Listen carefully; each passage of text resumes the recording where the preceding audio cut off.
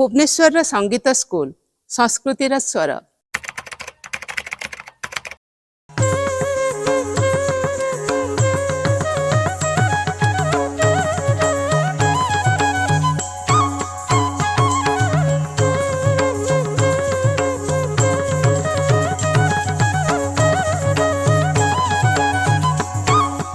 संगीत केवल मनोरंजन नुहे, यह हेउछि भावना, आध्यात्म एवं संस्कृतिर एक जीवंत स्वर। मंदिर मालिनी सहर भुवनेश्वर रे संगीत मिसी जाइछि परंपरा और जीवन शैली सहित। ओडिसी संगीतर सुर, तबलार ताल, गुरुंक शिक्षा एवं शिष्यंक साधना यह मध्यरे जीवंत अछि भुवनेश्वर सांस्कृतिक आत्मा। सेथिपाई संगीत को कुहा जाए संस्कृतिर स्वर।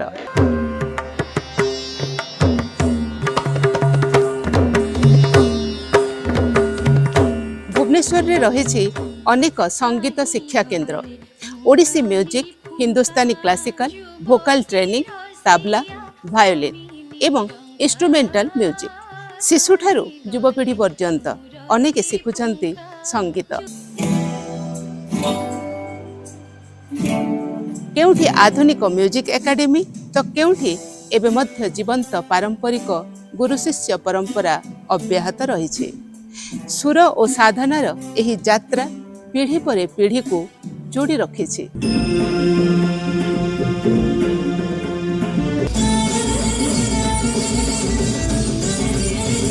ओडिसी संगीत ओडिशार सांस्कृतिक गर्व।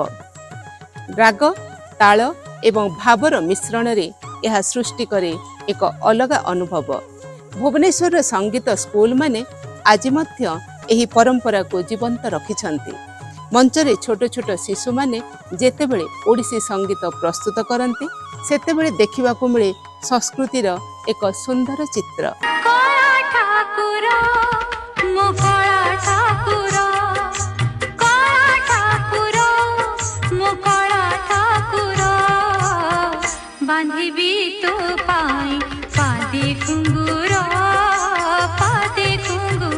समय सहित संगीत शिक्षार रूप मध्य बदलुछि।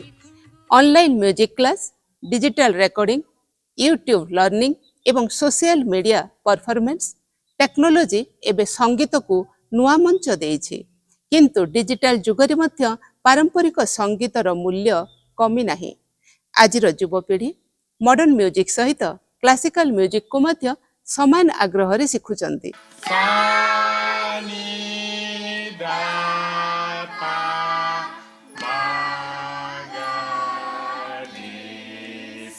संगीत केवल एक कला नुहे, यह हेउछि साधना। डिजिटल जुगरे मध्य युवपीढ़ी पारंपरिक संगीत प्रति आग्रह देखाउछंती। यह आम संस्कृति पई एक भल संकेत।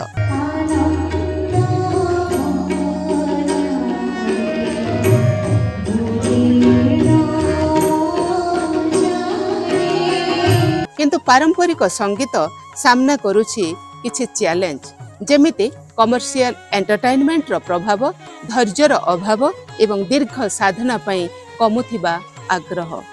क्लासिकल म्यूजिक शिखिबा पई आवश्यक समय, अनुशासन एवं निरंतर अभ्यास। सेथिपई गुरु और सांस्कृतिक संस्था मानक भूमिका एबे आउ अधिक गुरुत्वपूर्ण होई उठिछि। 82 मसिया ठारू मो मोर स्कूल करिछि आ पिला मान शिक्षा दे पिला मान शिखिकी से वर्तमान उत्कल संगीत महाविद्यालय रे पिला से माने भी पोस्ट ग्रेजुएट सरले सार गुरु ठार आम शिखीचु चाटी जो आम ताटा बजेबा जो चाटी आ जो मर्दलर जो बाणी रही आमर जिते बड़ी बाणी से पद्धति आम बजेबा सब चेष्टा कर मर्दल किभली भाव में आगू आम नबू से प्रचेषा आमर जारी रही। संगीत हेउछि एक समाजर सांस्कृतिक परिचय। भुवनेश्वर संगीत स्कूल माने केवल सुर शिखाऊ नाहंती, सेमाने संरक्षण करुछंती एक पुराना परंपरा। गुरु शिष्य संपर्क, साधना एवं संस्कृति प्रति सम्मान एही सबु मिसी जीवंत रखिछि भुवनेश्वर संगीत ऐतिह्य।